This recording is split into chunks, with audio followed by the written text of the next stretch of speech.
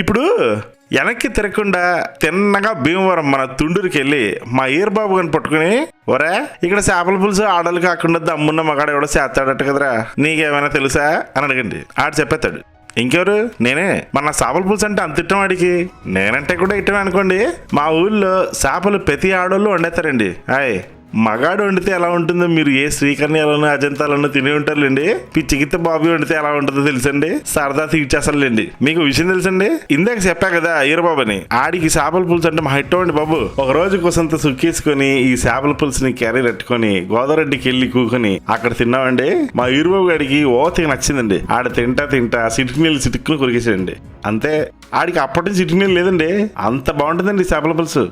మరి మీరు కూడా ఇంట్లో ట్రై చేసేసి వదురు సబ్స్క్రైబ్ చేసుకుని చెప్తాను. మన చేపల పులుసు ఇష్టం అయితే అదే చేత్తో ఓ 25 150 లైకులు కొట్టించండి మీ ఫ్రెండ్స్తో. అండి చేస్తారా? అది లెక్క. అలా కానివ్వండి. ముందుగా ఈ చేపల పులుసు నేర్పిన మా అమ్మకి థ్యాంక్స్ చెప్పితే గొడవ వదిలిపోదండి బాబు. అమ్మా చాలా థ్యాంక్స్ అమ్మా. ఇక చూసుకోండి. Hello my dear పిచ్చకిస్తా crazy food lovers. అప్పుడప్పుడు కాస్త యాస మర్చిపోతానని అలా మాట్లాడాను, ఏమనుకోకండి. మీరు మామూలుగా చేపల పులుసు ప్రాచీనమైన పద్ధతి అని వినే ఉంటారు. అసలైన చేపల పులుసులో పెద్ద మసాలా ఏమీ ఉండదట.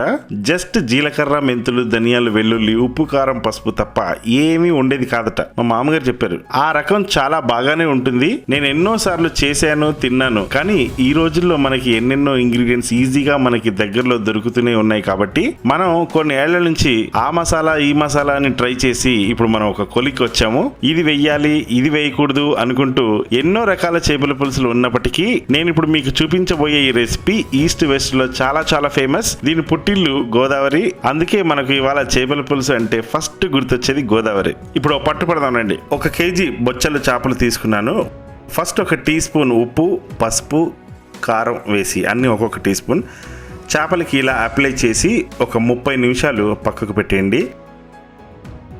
2 మీడియం సైజ్ ఆనియన్స్ కట్ చేసి ఇలా మిక్సీ జార్లో వేసుకొని దాంతోపాటు వెల్లుల్లి రెబ్బలు ఒక 15, ధనియాలు 2 స్పూన్స్, జీలకర్ర 1 టీ స్పూన్. ఇప్పుడు ఓమ్ క్రీమ్ ఐస్ క్రీమ్ చేసేసి పక్కకు పెట్టుకోవాలి. చింతపండు 80 గ్రామ్స్, 80 గ్రాములు మాత్రమే.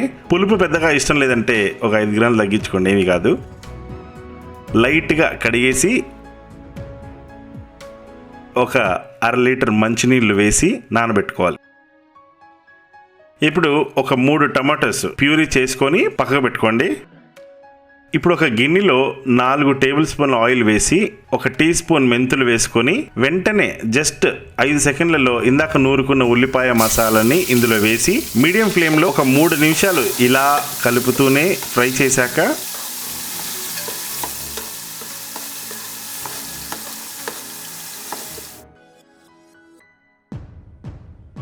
ఒక కప్పు కరివేపాకు వేసుకోవాలి.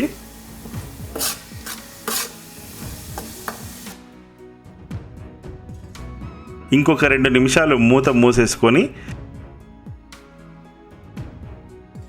ఇప్పుడు ఒక 1 టేబుల్ స్పూన్ అల్లం వెల్లుల్లి పేస్ట్ వేయాలి. జనరల్గా ఆనియన్ పేస్ట్ చేస్తే అసలు అది కరెక్ట్గా వేగింది అని ఎలా తెలుస్తుంది అని చాలా మందికి డౌట్. అది ఎలా తెలుస్తుందంటే ఇదిగో ఇక్కడ చూస్తున్నారా, ఇందులో నూనె తేలుతుంది చూడండి. ఆనియన్ పేస్ట్ పర్ఫెక్ట్గా ఫ్రై అయిందని చెప్పడానికి ఇదే పెద్ద క్లూ మనకి. అయితే కింద లైట్గా అడుగు అంటడం కనిపించగానే 1 టీ స్పూన్ పసుపు, మరి ఇందాక సన్న ఉప్పు ఫిష్ ని మ్యారినేట్ చేసేటప్పుడు వేసాం కదా, అది దృష్టిలో పెట్టుకొని ఇప్పుడు ఎంత కావాలో అంత వేసేసి, ఎందుకంటే జనరల్ గా చేపల పులుసుకి అందరూ కల్లుపై వేస్తారు టేస్ట్ కోసం. ఇప్పుడు 2 టీ స్పూన్ల కారం పొడి వేసేసి లో ఫ్లేమ్ లో ఒక 5 నిమిషాల వరకు ఫ్రై చేస్తూనే కలుపుతూనే ఉండాలి. ఇప్పుడు ఈ టమాటా ప్యూరీని ఇందులో వేసేయాలి.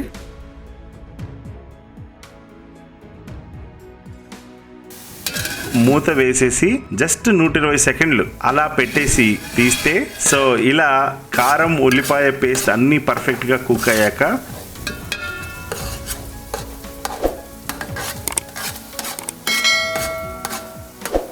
ఇంకేముంది, మనం నైట్ పడుకునేటప్పుడు పరుపు ఎంత మెత్తగా వేసుకుంటామో అంత బాగా ఈ చేపలకి పరుపు సిద్ధం చేయాలి. ఇప్పుడు ఫస్ట్ ఈ పరుపు మీద ఒక 10 పచ్చిమిరపకాయలని పడుకోబెట్టాలి. వాటికి ఇంకా పెళ్ళవలేదు కాబట్టి కాస్త దూరం పడుకోబెట్టండి, అసలే రోజులు బాగలేవు. ఇప్పుడు మ్యారినేట్ చేసిన చేపల్ని ఇలా అన్ని ఈ కూర పాన్పు మీద పడుకోబెట్టి ఒక 3 నిమిషాలు సిమ్లోనే మూత పెట్టేసి ఇక తెల్లారింది కాబట్టి వాటిని లేపడానికి 15 నిమిషాలు నానబెట్టుకున్న చింతపండు పులుసుని శుభ్రంగా వాటి మొహాన చల్లండి. పులుసుని అందులో వేసేయండి అంటున్నాను. ఇప్పుడు కటాఖండిగా ఒక 1 లీటర్ నీళ్లు ఇందులో పోసేసి హై ఫ్లేమ్ లో పెట్టి కాస్త గిన్నెని ఇలా పట్టుకుని నెమ్మదిగా ఊపేసేయండి. గరిట పెట్టారంటే గోవిందో గోవింద. గుర్తుపెట్టుకోండి, ఒక్కసారి చేపలు గిన్నెలోకి వెళ్ళాక గరిట అస్సలు పెట్టకూడదు. అది ఎలా ఉంటదంటే పక్క వాళ్ళు గొడవ పడుతుంటే తల దురిచినట్టు ఉంటుంది.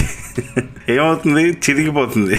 ఓకే, ఆ పక్కన లెఫ్ట్ సైడ్ లో చేప కన్ను చూడండి బాబాయ్, అది నన్నే చూస్తున్నట్టుంది. మళ్ళీ ఇలా కాస్త షేక్ చేసి మూత పెట్టేయండి. ఇప్పుడు పెద్ద గరం మసాలాలు ఏమి లేకుండా 1 టీ స్పూన్ మిరియాలు, 4 యాలకులు, 1 ఇంచు చెక్క, 5 లవంగాలు ఇవన్నీ ఒక రోట్లో వేసుకొని మెత్తగా పొడి చేసేసి ఇప్పుడు మూత తీసేసి కాస్త మళ్ళీ ఇలా కదిలించి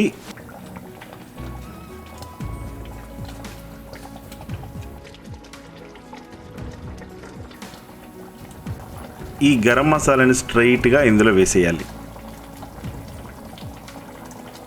ఇప్పుడు ఉడుకుతుంటే ఉంటుంది చూడు, ఆ స్మెల్కి ఇంట్లో అందరికీ అప్పుడే ప్రాణాలు వచ్చినట్టు ఉంటుంది. ఎప్పుడెప్పుడు అవుద్దా అని. ఈ చేపల పులుసుని ఎలా నేర్చుకున్నానో చెబితే అమ్మే అనుకుంటారు. ఇది నేర్చుకుంది సకినేటిపల్లిలో, వెస్ట్ గోదావరి. అక్కడ ఎవరో మా దూరపు చుట్టమంట, వాళ్ళు ఎక్స్పైర్ అయ్యారంట. నాకు ఎవరో పాపం తెలీదు. దినం రోజు దినానికి అని వెళ్ళి సైలెంట్ గా పెట్టింది తిని వచ్చేయకుండా నా నోటికి హద్దులు ఉండవండి, చెప్తే నమ్మరు. వాళ్ళు వడ్డించిన చేపల పులుసు అబ్బా ఏం చెబుతారులేండి. నా జీవితంలో నేను ఎప్పుడూ అలాంటి చేపల పులుసు తినలా. అదేం టేస్ట్ అండి బాబు. అలాంటి చేపల పులుసు గోదావరిన కూర్చొని తింటుంటే ఉంటుంది చూడండి. ఎప్పుడైనా వచ్చారా మీరు గోదావరికి? ఓకే, సో ఈ రెసిపీ నచ్చి మళ్ళీ వాళ్ళ ఫోన్ నంబర్ ఇప్పించుకొని మరీ అడిగి నేను ఒక 100 సార్లు వండుకున్నాక నేను ఇప్పుడు మీ ముందు పెడుతున్నాను. అదే ఈ చేపల పులుసు. తిన్నా కొద్దీ తినాలనిపిస్తుందండి బాబు. కాదు తాగాలనిపిస్తుంది, అంత కమ్మగా ఉంటుంది. మీకు విషయం తెలుసండి, చేపల పులుసులో అసలైన పులుసు ఎక్కడుంటుందో మీకు తెలుసా? చేప ముక్క నోట్లో పెట్టి నాలుకతో మెత్తగా ప్రెస్ చేసినప్పుడు ఆ ముక్కలోంచి వస్తుంది చూడండి పులుసు. ఆహా, అది అసలైన చేపల పులుసు. ఇది నేను కనుక్కున్న సీక్రెట్. కావాలంటే మీరు ఈ రెసిపీ వండుకొని అలాగే నాలుకతో అప్పుడు చూదురు కానీ. సో ఇప్పుడు ఆల్మోస్ట్ చింతపండు పులుసు వేశాక మీడియం ఫ్లేమ్ లో ఒక 30 నిమిషాలు ఉడికించాను. ఇక గ్రేవీ ఈ కన్సిస్టెన్సీలో వచ్చాక కొత్తిమీర వేసుకొని మళ్ళీ ఒకసారి నెమ్మదిగా కదిలించి స్టవ్ ఆఫ్ చేసుకోవటమే. ఇది వెంటనే తింటే అంత బాగోదండి. జనరల్ గా ఇది నైట్ వండుకొని మార్నింగ్ కానీ మధ్యాహ్నం కానీ తినేవారట. ఇప్పటికీ కొందరు అలాగే తింటారు. కానీ బిజీ లైఫ్ లో ఉండే వాళ్ళకి లేదా నాలాగా ఆకలికి తట్టుకోలేని వాళ్ళకి అట్లీస్ట్ ఒక గంట తీసి పక్కకు పెట్టాక ఇక వీర కుమ్మడే. ఇంత టేస్టీ గ్రేవీ చూశాక ఇంకా మన నాలుకలు మన మాట ఏమి వింటే చెప్పండి. నా నాలుకకైతే సరదా చాలా ఎక్కువ అని చెప్పాలి. గోదారి నవ్వింది తుమ్మెద, నిండు గోదారి నవ్వింది తుమ్మెద, మా పల్లె నవ్వింది తుమ్మెద, మల్లె పువ్వల్లే నవ్వింది తుమ్మెద, సంబరాల వేళ తుమ్మెద, ఊరు స్వర్గమయ్యిందమ్మ తుమ్మెద, ఇన్ని సంతోషాలు నిండు నూరెళ్ళుంటే ఎంత బాగుంటుందే తుమ్మెద. తుమ్మెద ఓ తుమ్మెదా, ఎంత తుంటరోడే గోవిందుడు తుమ్మెదా, మగడు లేని వేళ తుమ్మెదా, వచ్చి మొహమాట పెడతాడే తుమ్మెదా, మాట వరుస కంటూ తుమ్మెదా, పచ్చి మోట సరసమాడే తుమ్మెదా, అత్త ఎదురుగానే తుమ్మెదా, రచి హత్తుకుపోయాడే తుమ్మెదా. తుమ్మెదా ఓ తుమ్మెదా, ఎంత తుంటరోడే గోవిందుడు తుమ్మెదా. తుమ్మెదా ఓ తుమ్మెదా, ఎంత తుంటరోడే గోవిందుడు తుమ్మెదా. నాకు తెలుసు మీ క్వశ్చన్ మార్క్ ఏమిటో. ఏ సాంగ్ లో నుంచి ఏ సాంగ్ కి వెళ్తున్నాడు అనేగా. అది నాకు అలవాటండి. అలా అలా పాడుకుంటూ వేరే పాటలోకి వెళ్ళిపోవడం ఎంత బాగుంటుంది తెలుసా. Okay my dear పిచ్చకిస్తా spicy food lovers, మీకు నా చేపల పులుసు నచ్చిందా? అయితే నాకు తెలిసి మీరు ఆల్రెడీ వండేసుకోవడానికి ప్లాన్ చేసుకుంటున్నారని. సూపర్. అయితే మన ఛానల్ ని ఫస్ట్ టైం చూస్తున్న వారు కంగారు పడకండి. మన రెసిపీస్ అన్ని నేను ఇలాగే సరదాగా చేస్తూ ఉంటాను. మీకు నచ్చితే లైక్ కొట్టి సబ్స్క్రైబ్ చేసుకొని మన పిచ్చకిస్తా ఫ్యామిలీలో జాయిన్ అయిపోండి. పిచ్చగా రెచ్చిపోయి మనసారా కడుపు నిండా తినేద్దాం. మీరు ఈ రెసిపీని ట్రై చేశాక ఒక ఫోటో తీసి నాకు ఇన్స్టాగ్రామ్ లో పిచ్చకిస్తా బాబీని ట్యాగ్ చేసి నాకు కూడా పెట్టండి. So see you in the next video guys. Have a nice day. Bye by.